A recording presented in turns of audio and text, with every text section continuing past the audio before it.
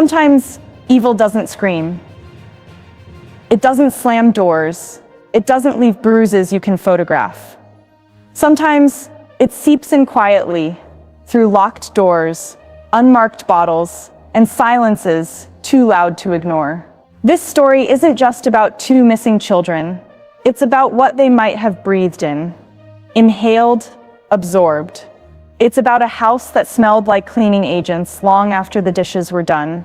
A boy with heavy eyelids in the middle of class. A little girl who kept forgetting things she once knew. And at the center of it all, Daniel Martel, the man who was supposed to protect them. The man who some believe watched them disappear. But what if he did more than fail them? What if the damage started long before the headlines? What if their very world, their home, their bodies, was being poisoned from the inside out? This is what no one wanted to talk about. Until now. Before we dive into this, kindly subscribe to our channel if you believe in fighting for justice. We've just crossed 3,000 subscribers, all because of your support, and we need that same energy to reach 4,000, then 5,000, and then 10,000. So go ahead and drop your DNA on that subscribe button, because wherever you are, the day this vision is fulfilled, I will send my appreciation straight to you. Let's keep building this community that fights for justice together. A broken toy, discarded in the corner, a blurry photo from a family barbecue, and a black eye on a little boy's face that no one could or would explain. The Sullivan home from the outside looked ordinary. Smiles were practiced, greetings were short, but behind those walls, something didn't add up. Teachers noticed Jack becoming slower, tired, skittish. Neighbors mentioned strange smells, sweet, chemical, like the air inside that house wasn't meant for children. Most people thought the threat was emotional, that the bruises were born of anger, the silence of shame. But what if they were wrong? What if the real danger in that house wasn't loud at all? What if it was chemical, calculated? What if Jack and Lily Sullivan were being quietly erased, not just from their lives, but from the inside out? And what if Daniel Martel didn't just fail them? He poisoned their world. It always starts small. A shift in energy, a slowed response, a quiet child who used to light up the room, now watching from the corner. For Jack Sullivan, the signs were subtle, until they weren't. He started coming to preschool with low energy, his eyes sometimes glassy, blinking slower than usual. A teacher recalled him laying his head down during art time. Not tired, exactly. Faded. Another day, he flinched when someone dropped a toy too close to him. His whole body recoiled, like the noise wasn't new, like it was familiar. Then there were the fevers. One babysitter noted he ran hot without reason. Another claimed he once vomited and seemed confused afterward. Was it illness or something more sinister? At a birthday party weeks before he disappeared, a guest remembered Jack staring off while the other kids sang. Quiet, disconnected, distant. Someone took a photo. Zoom in, and there's the bruise. A shadow under his eye that didn't belong. But when asked, no one knew how it got there. Not his teacher, not his mother, not Daniel Martel. No visit to a clinic, no formal report. Just a growing list of symptoms, and silence. Silence that, in hindsight, looks less like ignorance, and more like a cover. Something about the Sullivan home felt off. Neighbors didn't always talk, but they noticed. One described an odd chemical smells, sometimes sweet, sometimes bitter, coming from the house late at night. Another swore they saw Daniel Martel pacing outside in the early hours, agitated, glassy-eyed, muttering to himself. One visitor, attending a birthday gathering, remembered unmarked pill bottles sitting near the microwave. Not in a cabinet, not tucked away, out in the open. When Jack wandered into the room during that visit, someone said his eyes didn't match his energy. He looked confused, disconnected. A relative would later whisper that Daniel was self-medicating. But medicating with what? Prescriptions in someone else's name, street opioids, anti-anxiety pills crushed into orange juice. No one knew, no one asked. What they did know was that Jack and Lily sometimes stayed up long past their bedtime, that their behavior became erratic, sleepy in the day, restless at night. One teacher said it plainly. They acted like they were coming down from something. When authorities eventually entered the home, they noted the lingering smell, the strange residue on the counters, the hidden compartments in the garage. But by then, Jack and Lily were already gone, and any trace of what they had been exposed to might have left with them. To understand what happened to Jack and Lily, we have to look at the man who shared their home. Daniel Martel, on paper, an ordinary stepfather, a local contractor, sometimes friendly, often distant, but behind closed doors, his presence felt heavy. He was known to be intense, private, the kind of man who didn't welcome questions and rarely gave answers. Financial records showed irregularities, missed bills, debts, small claims. A contractor once described him as stressed out, twitchy, like he was carrying more than just tools. There was an incident quietly buried between Daniel and a neighbor, an argument over noise. It escalated quickly. One witness claimed Daniel snapped, yelling threats through clenched teeth. Police were never called, but the tension lingered. Then came the whispers that he was self-medicating, using pills not prescribed to him, that late-night trips to the pharmacy weren't always for cold medicine. Inside the home, he had access to everything: the food, the drinks, the routines. If Jack was ever drugged, deliberately or recklessly, Daniel Martel would have been the one to control how, when, and how often. But even now, there's no record of him being tested. No subpoenaed toxicology. No formal statement. Just silence. And that silence has started to sound like a cover. By the time Jack appeared with that faint black eye, the system had already looked away more than once.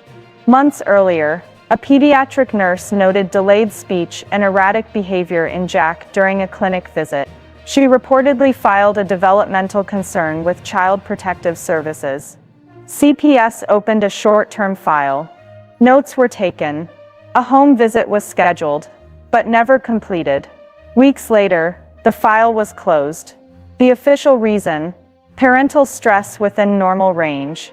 But what does normal look like when a child is flinching at shadows and falling asleep in class? Then came the reports from Jack's daycare. He was seen unusually drowsy on multiple occasions. Eyes glassy, speech slurred. Staff thought it might be exhaustion, or maybe allergies. But no follow-up testing was done. No toxicology. And when Lily stopped showing up altogether, no welfare check was issued. Meanwhile, in the Sullivan household, pill bottles sat unmarked. Visitors came and went in the middle of the night. One neighbor told police, "You could smell chemicals from the backyard." It wasn't just weed. But again, no formal search warrant. No environmental testing. Even after the disappearance, vital digital evidence, like Daniel's phone data and home surveillance, remained unreviewed for over 2 weeks. In that time, any trace of what the children had ingested or been exposed to may have been lost forever. And still, no charges. No public statement. Just a wall of procedural delay. If there were poisons in their world, the system never tested for them. Or worse, never wanted to know they were there. May 2nd. The morning light hadn't even broken. At 4:27 a.m., a security camera on Walden Street picked up a blurry figure, believed to be Malia, guiding Jack and Lily down the sidewalk. The children were dressed in oversized hoodies. Jack clutched a stuffed dinosaur. They weren't heading to school. They were leaving. According to case files later leaked, Malia had packed a duffel bag the night before. Just a few clothes, documents, snacks, and a small bottle of lavender oil. Not much, but it told a story. One theory says she was running from escalating violence. Another suggests she had finally seen something she couldn't unsee. Something in Jack's behavior, or his body, that made everything click. Maybe it was the bruise, or the unmarked pills, or the way Daniel had stared through her that week like she was a stranger in her own home. Her best friend told investigators. She called me that night, panicked. She said, "I can't leave them here another day." But here's where the timeline fractures. Malia never made it to her sister's place, where she reportedly intended to go. Her phone went dark by 6:12 a.m. Jack and Lily were last seen by a witness near the wooden bridge at Clover Trail. Daniel claimed he woke up to find them gone. He never called police. Instead, he waited, then drove to the gas station, then returned and waited again. By the time authorities launched a formal search, 18 hours had passed. 18 hours, when every minute could have meant life or death. So was Malia trying to rescue her children, or trying to undo her silence before it was too late? The bridge at Clover Trail. It's nothing more than a footpath now. Weather-worn, forgotten. But for investigators, it became the last confirmed location in the timeline of Jack and Lily Sullivan. A metallic star sticker, just like the ones Lily used to wear on her jacket, was found near the edge of the wooden planks. Slightly torn, stuck to a wet leaf. It was never logged into evidence. A local testifier snapped a photo. By the time authorities arrived, it was gone. Then there were the trail cam photos.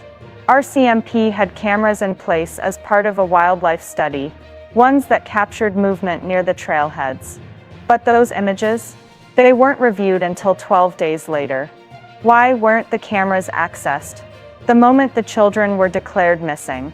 Why was the GPS data from Malia's phone, the only digital footprint they had, excluded from the public report?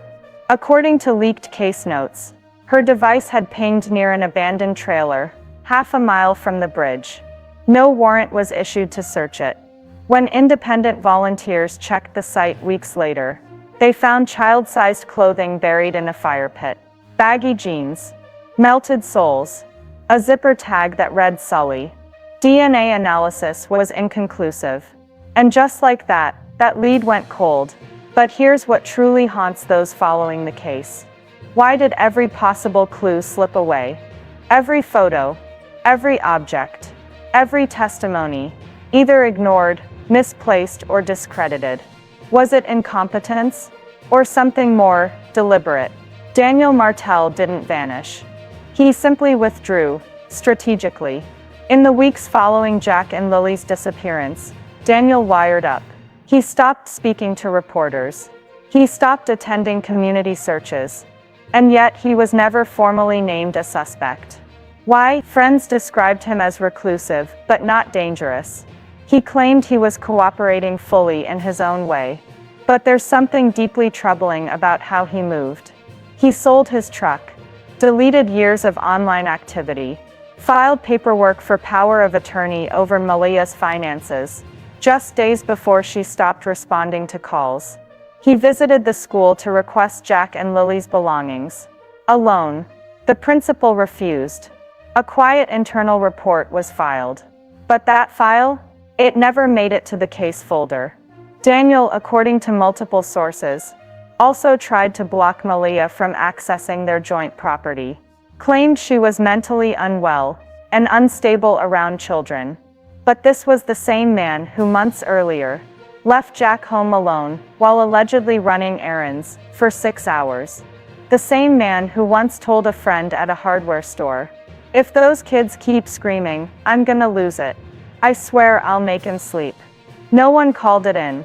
No one wanted to be involved. And Daniel Martel, he remained free, shielded by legal tape, fear, and a system that once again looked away. There's a haunting kind of silence that settles over a place once children disappear. But in the case of Jack and Lily Sullivan, it's not just the silence that lingers. It's the rot underneath it. A town that missed the signs. A system that turned away. A man, Daniel Martel, whose presence tightened around that family like a vice. Maybe he didn't raise a hand. Maybe he never left visible bruises. But what if the wounds were chemical? Emotional? Calculated? Jack's black eye. Lily's withdrawn stare. The unmarked pills. The missed medical reports. The unanswered questions that everyone stopped asking, except one father. And now this. A cold trail. A fractured mother. A man walking free. The children? Still missing. Daniel Martel didn't just fail them. He may have poisoned their world. Slowly, quietly, permanently. And as the files get buried, and the community moves on, we're left with this final truth. If this happened to Jack and Lily, who else is it happening to right now? And how long will we let people like Daniel Martel hide behind the word complicated?